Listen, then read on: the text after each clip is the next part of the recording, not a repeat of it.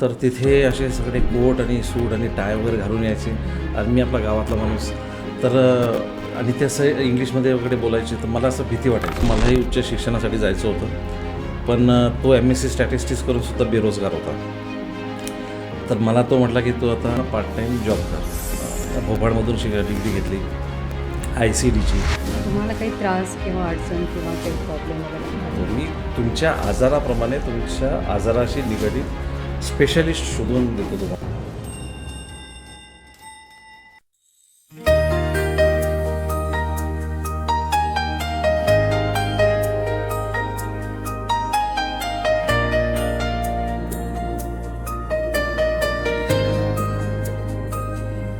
कथा आणि कथा, ती माझी कथा,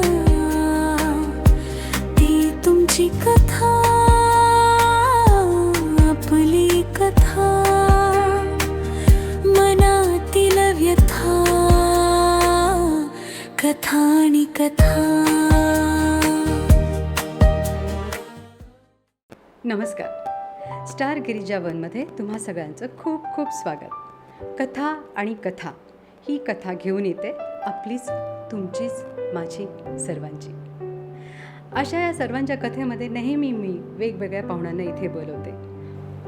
आज इथे असे पाहुणे आलेले आहेत की आपल्या जीवाभावाची ते नेहमीच विचार करतात, आपल्याकडे विचारणा करतात. अशी लोकं सहसा कधी भेटत नाही आहेत आणि ते आज आपल्या स्टुडिओमध्ये आलेत. हे आपलं आणि माझं खूप मोठं भाग्य आहे. आपण सगळ्यात मोठं कुणाला समजतो? देवाला. देवानंतर कोण? तर डॉक्टर. आपल्यासाठी डॉक्टरच देव असतो. पण नक्की कुठला डॉक्टर, कुठे जायचं, हा प्रश्न आपला नेहमी सतवत असतो. मग त्यासाठी कोणीतरी सांगतं की अरे त्या गल्लीतला डॉक्टर ना, तो खूप छान आहे. पण आपण तिकडे जातो तेव्हा आपल्याला खूप वाईट अनुभव येतो आणि आपला वेळ पण जातो, पैसा पण जातो. हे अशी भानगड होऊ नये यासाठी समाजात अशी माणसं आहेत की ते योग्य सल्ला देतात. तर अशाच एका छानशा देव माणसाला आपण इथे त्यांचं स्वागत करूया. तर त्यांचं नाव आहे गिरीराज लाड. नमस्कार सर. नमस्कार मॅडम. आमच्या या कथा आणि कथामध्ये मी तुमचं खूप स्वागत करते. सर्वप्रथम आपण मला इथे बोलवलं त्याबद्दल तुमचे धन्यवाद. तुमच्या श्रोत्यांचे, तुमच्या सबस्क्रायबरचे, फॉलोअर्सचे आणि जे प्रेक्षक वर्ग हे पॉडकास्ट बघत आहेत त्यांचं मनापासून धन्यवाद आणि त्यांना नमस्कार. खूप बरं वाटलं. सुरुवातीलाच मला धन्यवाद दिलं. हरकत नाही, पण त्या धन्यवादामुळे मी पण खूप खुश होणार आहे आणि अशी तुमच्याकडे चर्चा करते की मला त्याच्यातून बरंच काही मिळणार आहे, माझ्या श्रोत्यांना पण बरंच काही मिळणार आहे. मला एक सांगा, तुम्ही नक्की कोणत्या क्षेत्रात आहात? मी मागच्या 25 वर्षापासून हेल्थकेअर सिस्टीममध्ये काम करतो आहे. तर हेल्थकेअरमध्येच माझं पूर्ण आयुष्य, हेल्थकेअरमध्ये आणि पेशंटच्या आजूबाजूच माझं पूर्ण आयुष्य झालेलं आहे. पण आता या क्षेत्रात चाललात, पण तुमचं गाव, तुम्ही कुठे राहता, कुठून आलात, काही काळ सांगाल? मी मूळचा धुळे जिल्ह्यातला, पण माझा जन्म झाला अकोल्यामध्ये, माझं शिक्षण झालं अमरावतीमध्ये आणि माझी पूर्ण कर्मभूमी ही मुंबई आहे. बरं, तुम्ही कोणत्या क्षेत्रात शिक्षण घेतलं हे सांगणार का? मी BSc स्टॅटिस्टिक्स केलं आणि स्टॅटिस्टिक्स केल्यानंतर माझे जे मोठे भाऊ आहेत त्यांनी MSc स्टॅटिस्टिक्स केलं आहे. तर BSc स्टॅटिस्टिक्स केल्यानंतर मलाही उच्च शिक्षणासाठी जायचं होतं, पण तो MSc स्टॅटिस्टिक्स करूनसुद्धा बेरोजगार होता. तर मला तो म्हटला की तू आता पार्ट टाईम जॉब कर. तर मग मी मुंबईमध्ये आलो. 1999 साली मी मुंबईला आलो. मुंबईला आल्यानंतर मी पेपरमध्ये ॲडव्हर्टाईज बघायचो आणि जस्ट फक्त एक इंटरव्ह्यू कशा प्रकारचे असतात, कारण मी गावाकडून आलो होतो, मला इंग्लिशचं एवढं नॉलेज नव्हतं आणि मी जेव्हा इंटरव्ह्यूला जायचो तर तिथे असे सगळे कोट आणि सूट आणि टाय वगैरे घालून यायचे आणि मी आपला गावातला माणूस. तर आणि ते असं इंग्लिशमध्ये वगैरे बोलायचे, तर मला असं भीती वाटायची. पण नंतर मग मी म्हटलं की नाही, आपण जाऊया, जे काय असेल. मी हिंदीत बोलेल, मराठीत बोलेल आणि असं करता करता मला जॉब लागून गेला. जॉब लागला तर भाऊ म्हटला की आता जॉब लागला तर कर तू आणि साईड बाय साईड तू तुझं एज्युकेशन पण चालू ठेव.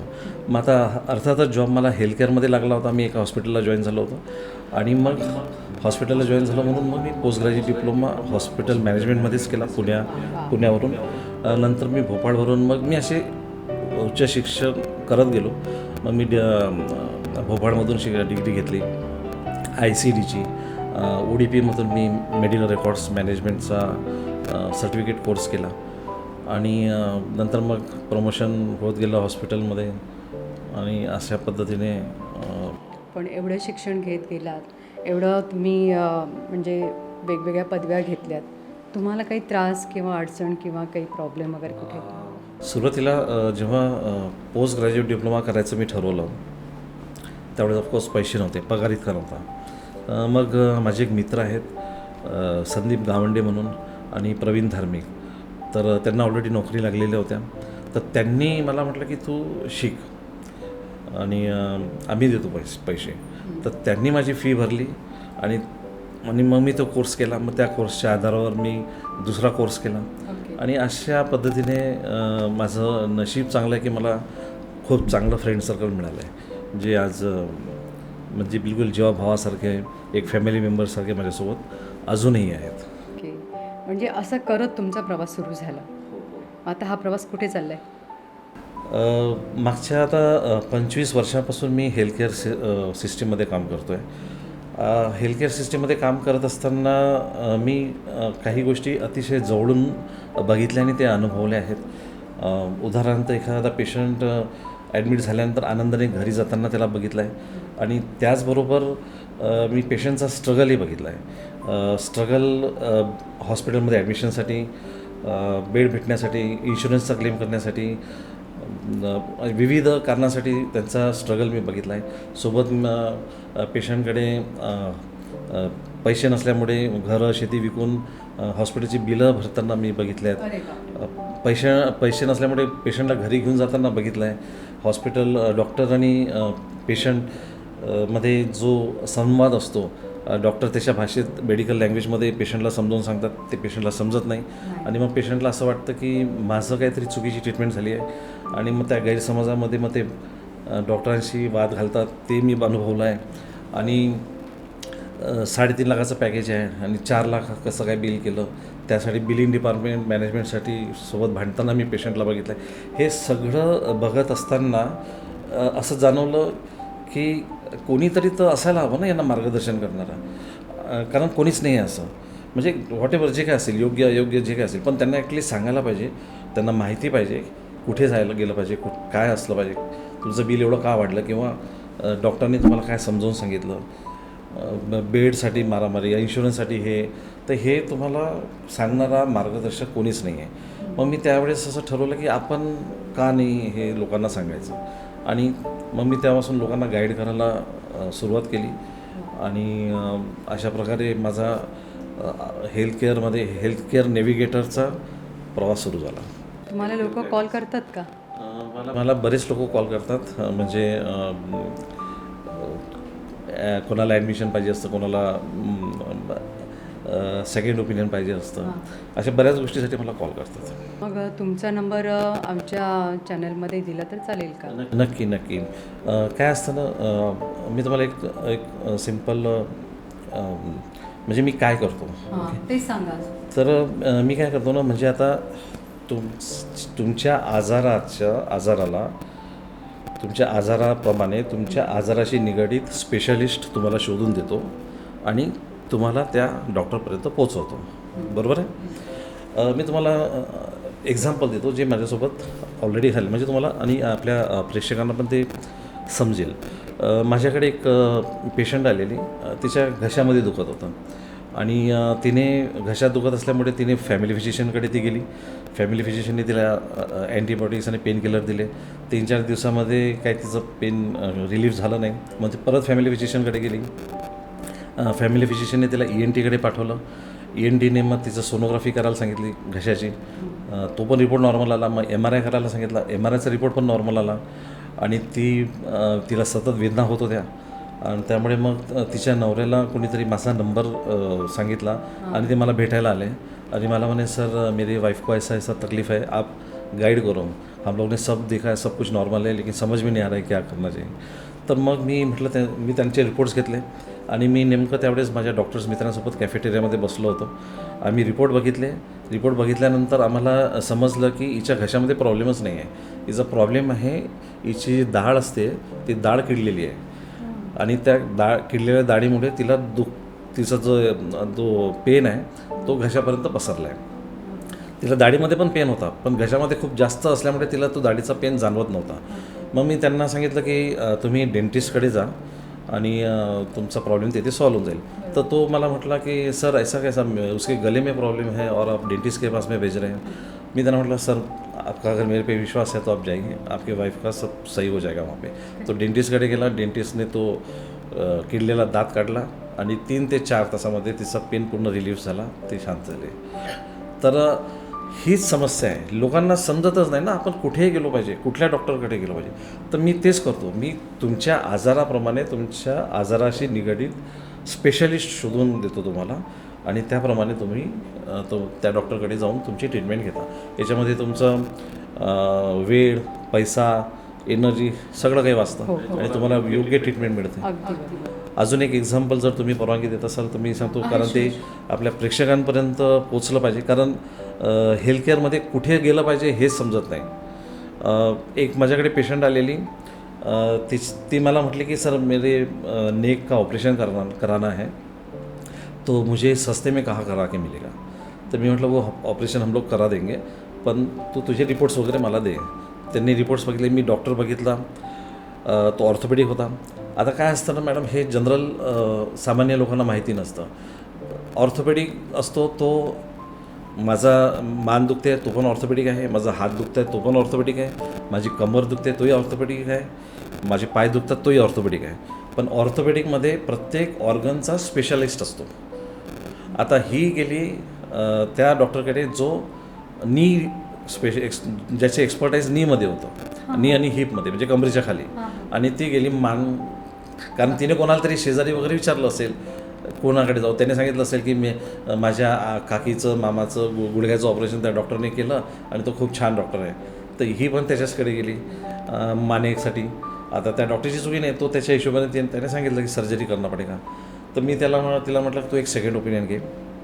मग मी तिला प्रॉपर मानेच्या एक्सपर्ट डॉक्टरकडे पाठवलं आणि तो डॉक्टर म्हटला की सर इसको सर्जरी की ज़रूरत ही नहीं है, इसकी ते झोपेमध्ये किंवा काही कशा उशी वगैरेमुळे तिची जी मानेची नस होती ती दबल्या गेली होती. आणि सर म्हटले की ते फिजिओथेरपी किंवा एक्झरसाईज करून ती नस मोकळी होऊन जाईल आणि जो रक्तपुरवठा त्या नसामधून व्यवस्थित सुरळीत पार पडेल, तर तिचं हे दुखणं वगैरे सगळं संपून जाईल. 4-5 दिवस तिने फिजिओथेरपी केली, एक्झरसाईज केली, सर्जरीची गरज पडली नाही आणि आज ती धन्यवाद देते. तर मला लोकांना तेच सांगायचं आहे की तुम्ही एकदमच ब्लाइंडली कोणावरही विश्वास ठेवू नका. तुम्ही रिसर्च तुमच्या फॅमिली फिजिशियनला सांगा, कुठला डॉक्टर चांगला. एखाद्या डॉक्टरने सर्जरी सांगितलं तर लगेच सर्जरीसाठी हो म्हणू नका, तुम्ही सेकंड ओपिनियन घ्या, थर्ड ओपिनियन घ्या.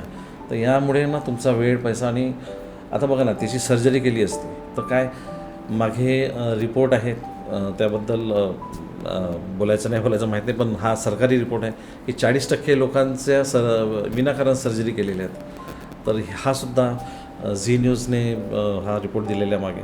तर ह्या सगळ्या गोष्टी बघितल्या असतात तर कोणाची चुकी आहे, डॉक्टरची चुकी आहे, पेशंट चुकीच्या डॉक्टरकडे चालले की डॉक्टर, याबद्दल आपण बोलणार नाही आहोत. पण लोकांना समजतच नाही की आपण नेमकं कुठल्या डॉक्टरकडे गेलो पाहिजे आणि नेमकं मी तेच करतो. बरोबर. पण हे सुद्धा खूप अवघड काम आहे. अवघड आहे, पण मी विचार केला की आता जे माझं नॉलेज आहे, जे माझी ओळख आहे किंवा जे स्किल आहे ते कोणातरी लोकांसाठी कामात यायला हवं, जेणेकरून, कारण हेल्थ म्हटलं की तुम्हाला ना माणूस कंटाळून जातो. आणि बघा तुमच्या घरामध्ये कोणी एक जरी आजारी असेल, तुझी मुलगा, मुलगी, पती किंवा अजून आजी आजोबा, तर सगळं फॅमिली डिस्टर्ब होऊन जातं. त्यामुळे सगळं नुसतं फक्त तो आजारी व्यक्तीच नसतो, तर पूर्ण कुटुंबच मानसिक त्रास झालेला असतो. मग अशामध्ये जर तुम्हाला चुकीची ट्रीटमेंट म्हणा किंवा चुकीचं मार्गदर्शन मिळालं तर मग त्यामध्ये अजून भर पडते. आणि म्हणून योग्य मार्गदर्शन तुम्हाला मिळणं फार गरजेचं आहे. मग तो साधा आजार असू द्या किंवा सर्जरी असू द्या. मार्गदर्शन करणं हे पण एक जबाबदारी आहे, ही एक समाजसेवा आहे. मग तुम्ही या मार्गाकडे जाताना घरातल्या लोकांनी तुम्हाला काही ऑब्जेक्शन किंवा अडवलं किंवा प्रोत्साहन काय, कुठनं प्रेरणा मिळाली तुम्हाला? नाही, घरातल्या लोकांनी तर मला सपोर्टच केला आहे आणि त्यांनी सपोर्ट केला म्हणून मी आज हे करतो आहे. माझी मिसेस ती प्रिन्सिपल आहे घाटकोपरला कॉलेजला आणि तीसुद्धा सोशल लोकांना हेल्प करत असते. म्हणजे कोणी कुठे गेली आणि तिथे लहान मुलगा म्हणजे आता सपोज पाणीपुरी खायला गेलो, तिथे तो हा लहान मुलगा असेल तर लगेच त्याला विचारते पढे करताय की नाही करताय. म्हणजे असं म्हणजे ती पण सोशलमध्ये म्हणजे सोशल वर्क करत असते. त्यामुळे असं घरून असा काही नाही, कारण माझ्या घरचे पण लोकांना मदत करण्यामागेच त्यांचा पण कौल असतो. प्रेरणा कुठे मिळाली पण एवढी? हे म्हणजे खूप मोठं काम आहे समाजातलं आणि एवढ्यासाठी तुम्ही पुढे झालात मागं पुढचा विचार न करता, म्हणजे प्रेरणा मिळाली ना तुम्हाला? हो, कारण मी हे असे लोकांना बघितलं आहे ना मॅडम.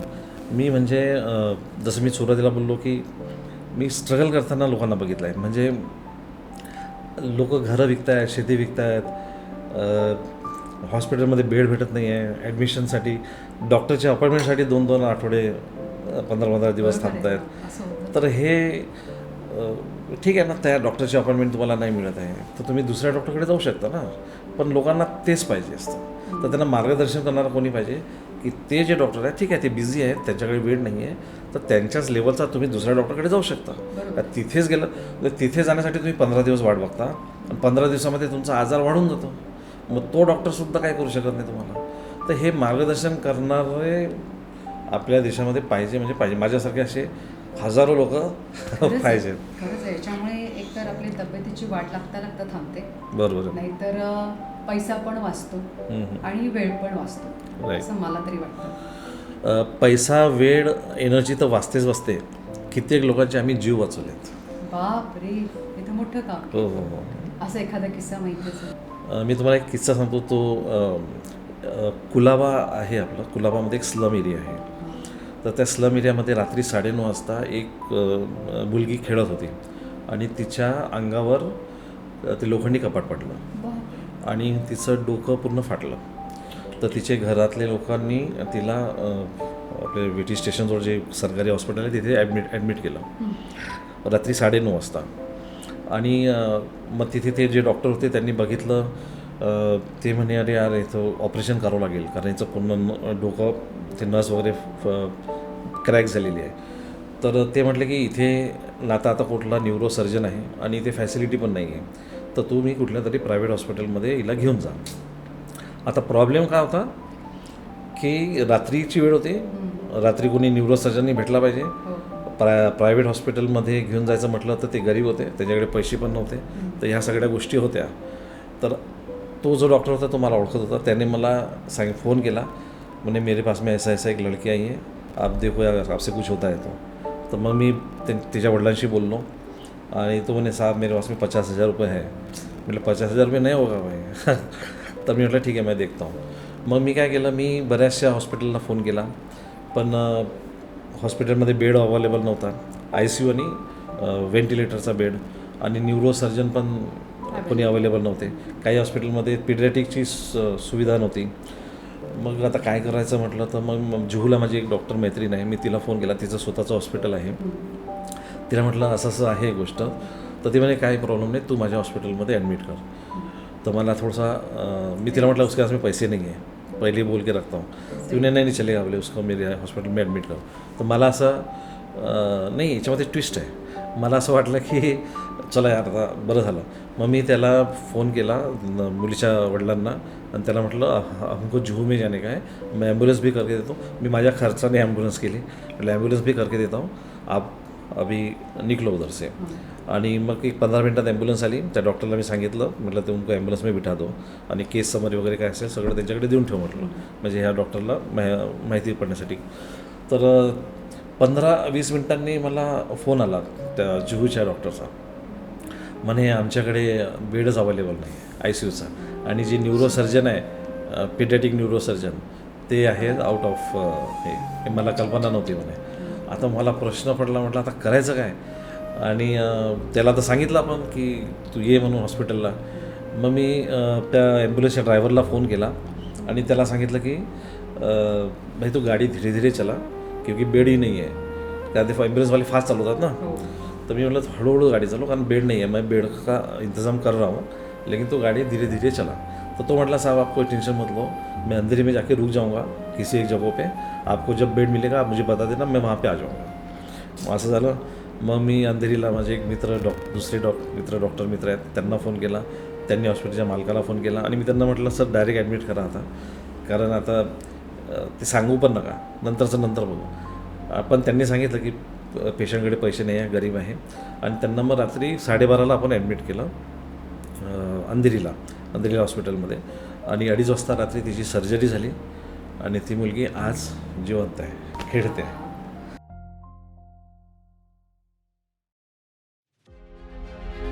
नंतर मी आहे तोपर्यंत मी हे करत राहणार. फॅमिलीला वेळ नाही दिल्यामुळे पण बऱ्याचशा घटना घडतात.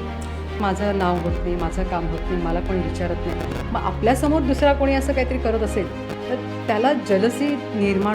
लैला मजनूमध्ये सुद्धा जेवढा विश्वास नाही इम्पॅक्ट करत नाही दोन प्रेमिकामध्ये, तेवढा ट्रस्ट फॅक्टर हा हेल्थकेअरमध्ये इम्पॅक्ट करतो. कथा आणि कथा